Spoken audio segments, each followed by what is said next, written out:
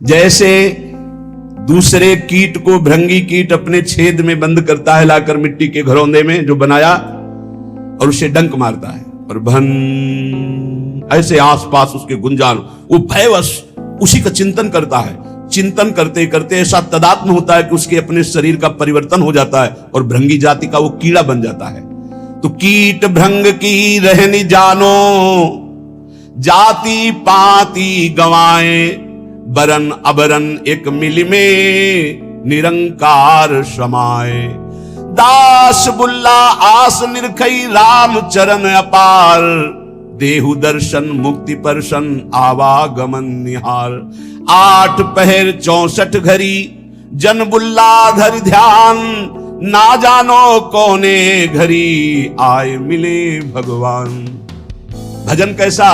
भृंगी कीट जैसा। 8 पहर हर समय अपने इष्ट का चिंतन। ना आपको अपनी जाति का गर्व हो, ना परिवार का किसी भी तरह का हृदय में कोई राग हो, ना किसी भी तरह के अन्य आस हो। धन की आशा धन का बल, विद्या की आशा विद्या का बल, मान सम्मान की आशा प्रतिष्ठा का बल। तो बोले जो माया रहित त्रिगुणातीत परमात्मा है वो तेरे अंदर ही प्रकाशित हो जाएगा। दास बुल्ला आस निरखें राम चरण अपार, वो प्रभु के श्री चरणारविंद का अपार आनंद अनुभव करने लगते हैं। जो भृंगी कीट की तरह 8 पहर अपने इष्ट के चिंतन में रहते हैं। अन्य कोई गर्व नहीं, अन्य कोई आस नहीं, किसी से कोई संबंध नहीं। 8 पहर 64 घड़ी जन बुल्ला धर ध्यान, ना जानो कौने घड़ी आए मिले भगवान। हर क्षण चिंतन में रहो, पता नहीं किस घड़ी में परमात्मा कृपा कर दे और वो अपना दर्शन दे दे, साक्षात्कार करा दे, निहाल हो जाओगे। माया का बंधन जे भी कटा तो आप परमानंद स्वरूप हैं, जहां दुख का लेश नहीं है। 8 पहर 64 घड़ी भरो पियाला प्रेम, बुल्ला कहे विचार के बस एक धरे दृढ़ नेम। प्रेम तो सिर्फ प्रभु से। 8 घड़ी उसी प्रेम का प्याला, राधा राधा राधा। जग आए जग जाइए, पगिए हरि के नाम, बुल्ला कहे बिचारी के छोड़ देव तन धाम। जग में आए हो तो जाओगे प्यारे, यहां से मरना ही पड़ेगा। हरिनाम कमा लो, जितना तुम हरिनाम कमा लो वही तुम्हारे काम आएगा। न ये तन तुम्हारे काम आएगा, न तुम्हारा महल मकान रुपया पैसा काम आएगा। बोलत डोलत हंस खेलत आप ही करत कलोल, अरज करो बिन दाम ही हे हरि बुल्ला लीजय मूल। बिना दाम के हरि मुझे खरीद लो, मैं आपसे ही हंसना चाहता हूं, आपसे ही खेलना चाहता हूं, आपसे ही प्यार करना चाहता हूं। ना वो टूटे ना वो छूटे, ना वो कब हुकुम हिलाए, सर्व कला गुण आगरो, मेरा प्रीतम बरने न जाए। मेरा प्रीतम हरि ऐसा है कि ना वो कभी छूटता है, ना हमारे प्रीतम का प्रेम बंधन टूटता है और ना कभी कम होता है प्रेम बंधन। 8 पहर समस्त गुण आगर हरि हमारे सामने मुस्कुराते रहते हैं, मेरे प्रीतम मुस्कुराते रहते हैं। कितना अपार सुख संतों को नाम से प्राप्त हुआ है।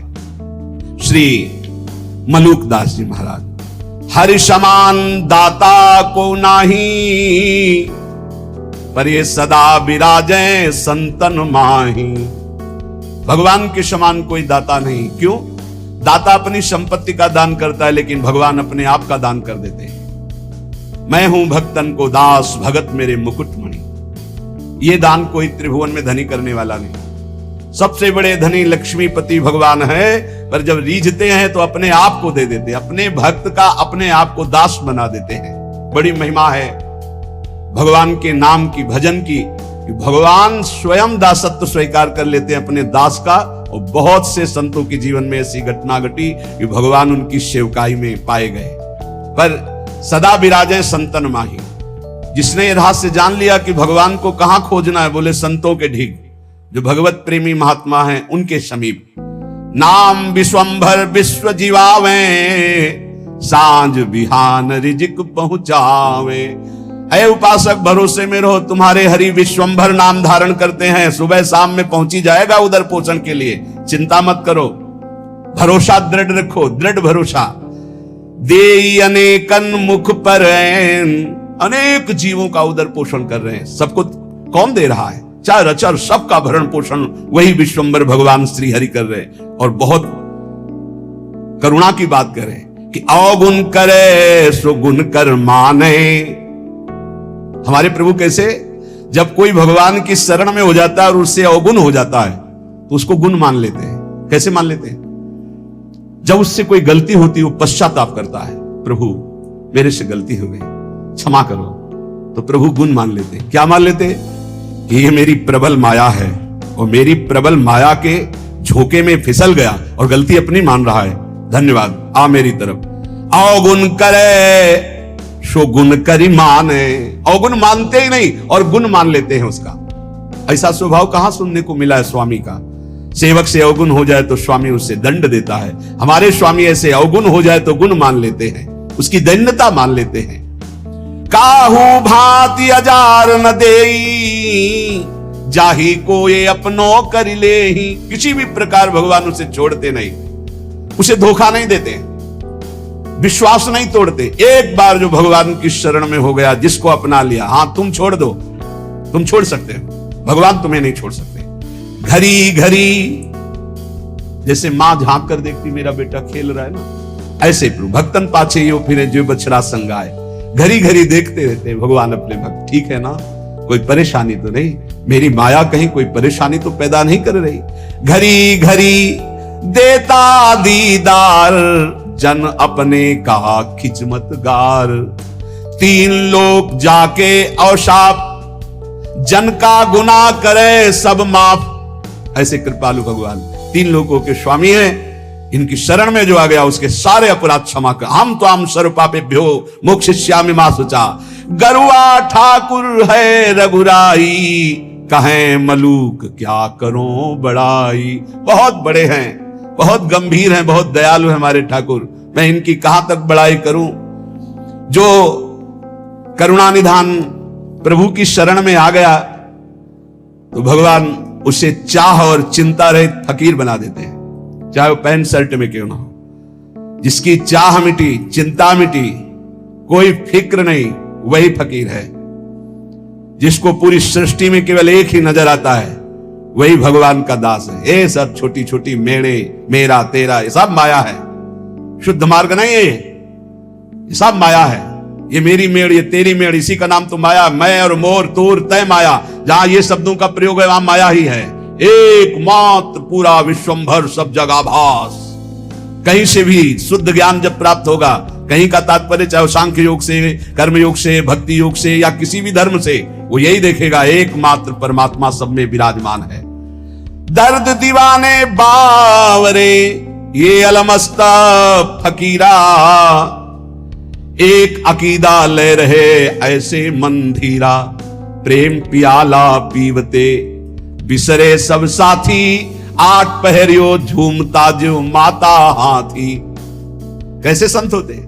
एकमात्र सर्वत्र परमात्मा और सब राग का त्याग कर दिया, कोई चिंता शोक नहीं। अलमस्त फकीरा, मदमस्त गजराज की तरह झूमता रहता है। ये भगवान का मार्ग। उनकी नजर न आवते कोई राजा रंग, बंधन तोड़ी मोह के फिरते निसंक। साहेब मिल साहेब भय, कछु न रही तमाई। कहे मलूक तिस घर गए, जहां पवन न जाई। जहां वायु देवता का भी प्रवेश नहीं, ऐसे घर में प्रवेश हो गया भगवान की भक्ति से, भगवान के निज अंग सेवा में। ये जो देव पितर, यहां उनकी पहुंच नहीं। जो हरि के दास गाजत है तिन्ही में ये विश्वास। साधु जन पूजो चितलाई, जिनके दर्शन हिया जुड़ाई। ये जो अन्य उपासनाओं में लगे रहते हैं, ऊंचाई पे नहीं चढ़ पाते, क्योंकि सकामता रहती है। मेरी इस कामना की पूर्ति हो जाए, मेरी इस कामना की पूर्ति हो जाए। जो निष्काम भाव से किसी की भी उपासना करे तो वो ऊपर चढ़ा दे, पर सकामता के कारण वो ऊपर नहीं चढ़ पाते, जो अध्यात्म की ऊंचाई है। बोले इस सकामता का नाश करने के लिए यदि साधु जनों का पूजन हो, भगवत प्रेमी जनों का संग हो, उनके वचन, उनके आदेश उपदेश, तो बोले हृदय शीतल हो जाए, सारी कामनाएं नष्ट हो जाए। चरण पखारत होई आनंदा, जन्म जन्म के काटे फंदा। संतों की कृपा से जब भगवान के चरणों का स्पर्श होता है तो जन्म जन्मांतर के माया बंध कट जाते। केवट जू कैसे कह रहे हैं, भगवान के चरणों को पखार रहे हैं। अति आनंद उमगी अनुरागा, आंसू चल रहे, प्रभु के चरण धो रहे। चरण सरोज पखारन लागा, भगवान के चरणों का जब स्पर्श हो रहा है, अति आनंद, जो कभी भी कहीं भी न साधन में न भोगों में न लोक लोकांतर में। एक बार तो देखो ये आनंद, सब आनंद तो देख चुके हो, कई जन्म हो चुके हैं, कई बार भोग भोग चुके हो, कई बार सब। एक बार भगवान के चरणों के स्पर्श करने की कामना करो।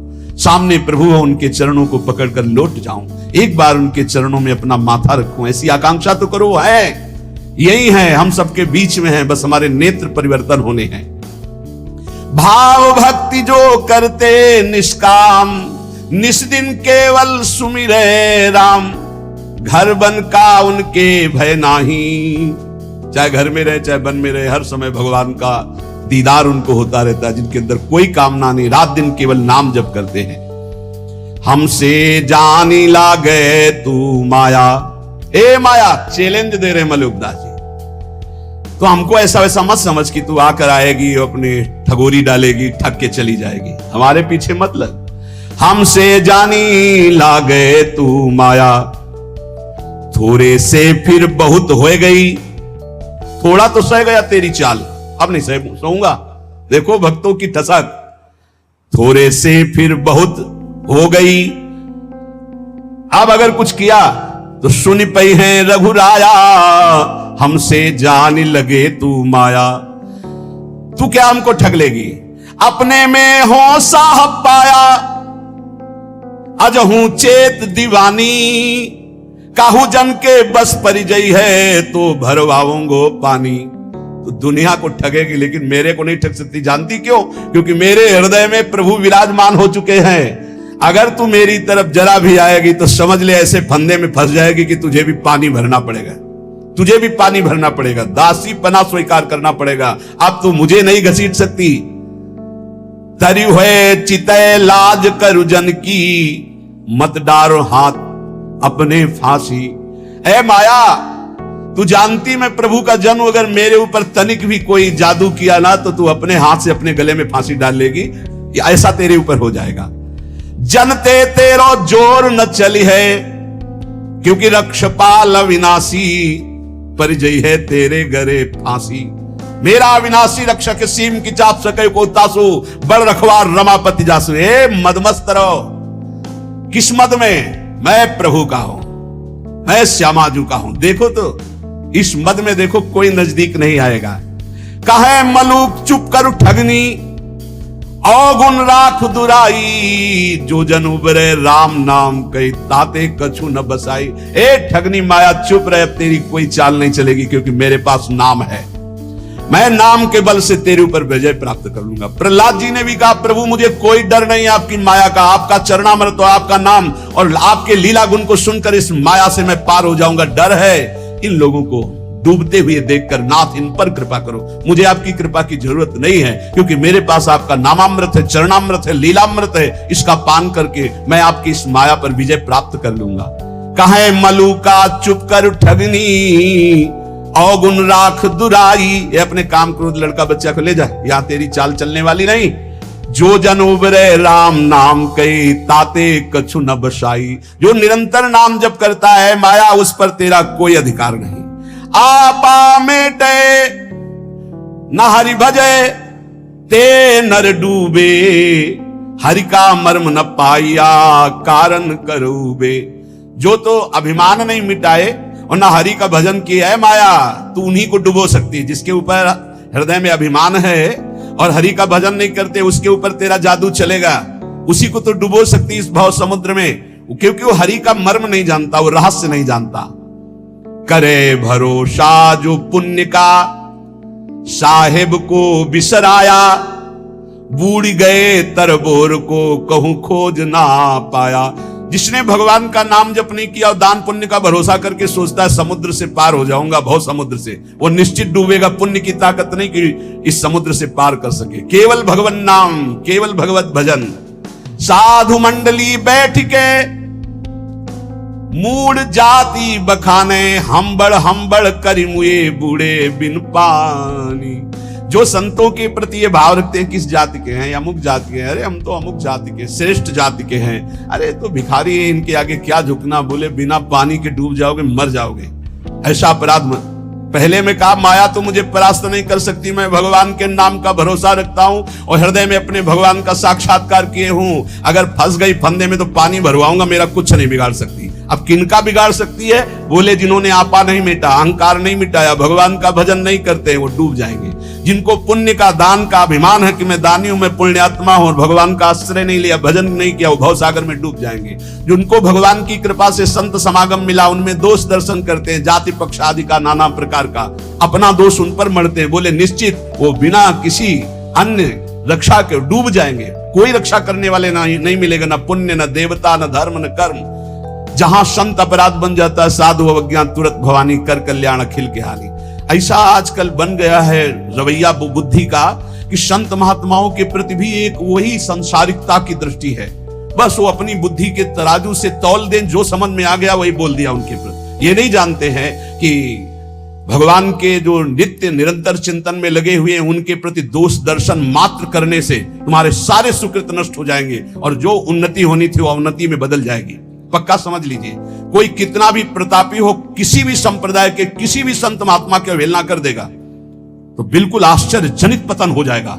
ऐसा कैसे हो गया? ऐसा इसलिए हो गया कि नो इसका बहु अभिमाना सुख वंचा कृपा निधाना। किसी महापुरुष का अपमान कर दिया, किसी की अवहेलना कर दी तो सारे सुकृत नष्ट हो जाएंगे। वो तो भगवान कृपालु हैं, इसलिए फिर चांस देते हैं कि निकलो इस अपराध से, निकलो इस माया प्रपंच से, नहीं तो एकमात्र साधु द्रोह करने वाला उसको कोई सहयोग नहीं मिलता है। भगवान का अपराध कर देते एक बार वो क्षमा कर देते हैं, लेकिन जो अपराध भक्त कर करई राम रोष पावक सो जरई। साधु मंडली बैठ के मूड़ी जाते बखाने, हम्बड़ करी मुए बूढ़े बिन पानी। जो संत महात्माओं के बीच में जाकर अपना ज्ञान बघारते हैं, अपनी चतुरता दिखाते हैं, अपना बड़प्पन दिखाते हैं, अपने पद का अभिमान रखते हैं, बिना पानी के बूढ़ के मर जाएंगे। अर्थात जहां दिखाई नहीं देता कि एक बूंद पानी नहीं, वहां भी फिसल जाएंगे, वहां भी नष्ट हो जाएंगे। इसलिए काम क्रोध सब त्याग के जो राम गावे, दास मलु का यो कहें ते अलख लखावे। जो विकारों का त्याग कर भगवान का गुणगान करता है, नाम जप करता है, जिसको सहसा कोई लख नहीं सकता, वो परमात्मा उसकी दृष्टि में आ जाता है। गर्व न कीजय बावरे, मेरो हरि है गर्व प्रहारी। गर्व ही ते रावण गया पाया दुख भारी। ए अहंकार मत कर, संसार के भोगों का, शरीर का नष्ट हो जाएगा। चलत दशानन डोलत अवनी, पृथ्वी कांपती थी जब रावण चलता था, लेकिन एक दिन वो हाल हुआ उस अहंकारी का। जो बानर भालू थे अपने पैर मारते थे उसकी खोपड़ी में, ऐसे खेल रहे थे।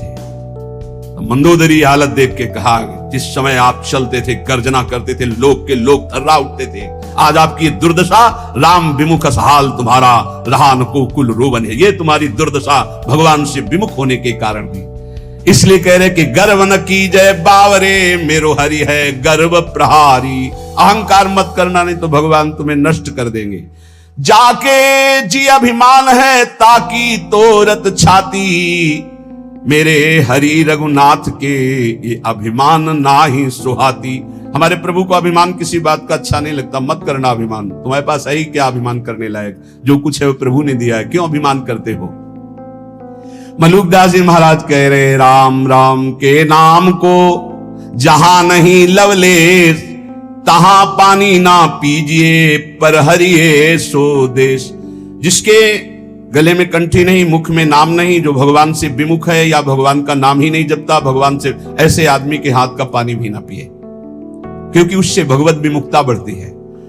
जो भगवान का नाम नहीं जपता, भगवान का नाम नहीं लेता, हमें उसके हाथ का खान पान स्वीकार नहीं करना। राम राम के नाम को जहां नहीं लवलेश, पानी तहां न पीजिए, परिहरिये सो देश। जिस गांव में वैष्णव नहीं होता था, चतुर्भुज दास जी उस गांव में डेरा नहीं डालते थे। उस गांव का पानी भी नहीं पीते थे। राम नाम जिन जानिया तेई बड़े सपूत, एक राम के भजन बिन कांगा फिरे कपूत। वही सपूत है जो भगवान की भक्ति करता है, राष्ट्र भक्ति करता है, समाज को सुख पहुंचाता है। नहीं तो जन्म लेने का मतलब क्या रहा? वहां कब हो न जाइए जहां न हरि को नाम। जिस रिश्तेदार, नातेदार, मित्र, व्यवहारी, जिस मंडली में भगवान का नाम जप न हो, कीर्तन न हो, उस घर न जाए, उस रिश्ते में न जाए, उस समाज में न जाए। क्या हो रहा है इस समाज में? भगवान की चर्चा तो दौड़ के जाओ सुनो। क्या हो रहा है? इधर उधर वार्तालाप, तर्क विवाद, राजनीति, हट जाना चाहिए। वहां न कबहू जाइए जहां न हरि को नाम। जहां भगवान की चर्चा, भगवान नाम कीर्तन नहीं हो रहा, उस सभा में नहीं बैठना चाहिए। किसी की निंदा हो रही, कोई तर्क विवाद हो रहा हो, भक्तजनों को वहां नहीं विश्राम मिलेगा। राम नाम एक रति, पाप के कोटि पहाड़, ऐसी महिमा नाम की जारी करे सब छाड़।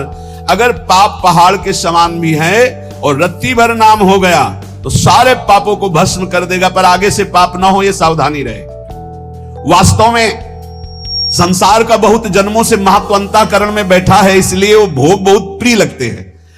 आज सामने भोग उपस्थित हुआ, भोग लेते, भगवान तो क्षमा ही कर देंगे। और भगवान कहा है हम स्वाम स्वरूपापे भ्यो मोक्षयिष्यामि मां शुचा। अब ही एक बार गलती मान लेंगे भगवान से, पर ऐसे को क्षमा नहीं मिलता, ध्यान रखना। क्षमा मिलता है कि अबलो नसानी अब ना नसई हो, ऐसे को क्षमा नहीं मिलता है, ऐसे का प्लस होता जाता है। जो साधक प्रायः इस बात को पकड़िए, भोग भोगते हुए भगवत प्राप्ति चाहता है, वो दूसरों से सुख लेने की भावना वाला होता है। उसका शरीर और पदार्थों में ममत्व होता है, अंतःकरण मलिन होता है, इसीलिए उसकी रुचि भोगों में होगी, वो अंदर चाहत भगवान की प्राप्ति की होगी। साधक है ना, चाह तो कहीं ना कहीं है, कसक है उसकी कि यार भगवान मिल जाते तो ठीक था, पर भोग छोड़ नहीं सकता। ये द्वंद्व बना ही रहता है बहुत से साधकों के अंदर। साधक के द्वंद्व में विचार पक्का ना होने के कारण कैसे सुख भोगूं, कैसे आराम भोगूं और कैसे भगवान मिल जाए, दोनों, इसीलिए द्वंद्व चलता रहता है। ये बहुत बहुत सच्ची बात है, बहुत सच्ची बात है। ये बहुत बहुत ज्यादा मात्रा में फैला हुआ है यही बात। वो भजन भी कर रहा है, सत्संग भी सुन रहा है, सब प्रवचन सुन रहा है, प्रवचन कर रहा है, पर उसके अंदर की भावना में मन और इंद्रियों को रोककर परमात्मा के सुख में लगाने की नहीं, मन और इंद्रियों के अनुकूल भोग भोगने की, ये भी नहीं छोड़ सकता और वो भी नहीं छोड़ सकता। इसलिए बहुत लंबा समय चला जाता है, उसके हृदय में कोई भगवदानंद की स्फूर्ति नहीं होती। निर्द्वंद होना मुख्य बात है। ये राग द्वेष अपने आप मिट जाएंगे जहां निर्द्वंद हो जाओगे।